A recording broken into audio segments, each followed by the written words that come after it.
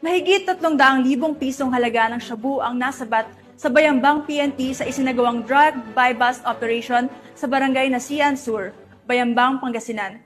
Ang report mula kay Patrolwoman Dennis Carinal.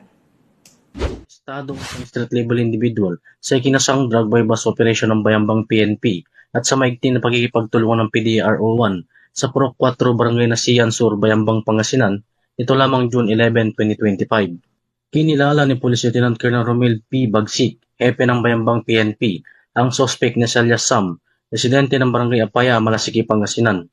Sa naturang operasyon, nakumpiska mula sa suspect ang 11 heat-sealed transparent plastic sachet na naglaman ng white crystalline na inihinalang shabu na tinatagang humigit kumulang 53 grams na may halagang 360,400 pesos, 1 piece 500 by bus money, 1 piece 500 bodol money, 1 piece plastic toter, 1 plastic straw, 2 pieces lighter, 2 pieces aluminum foil, 1 Realme cellphone, 1 black motopus motorcycle.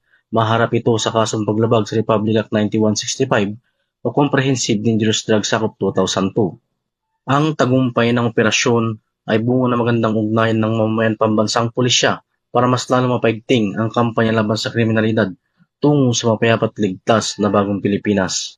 Mula dito sa PKG Ilocos Region, ako po ang inyong Police News Network Correspondent, Patrolman Dennis Carinal, alagad ng batas, tagataguyod ng Balitang Pulis.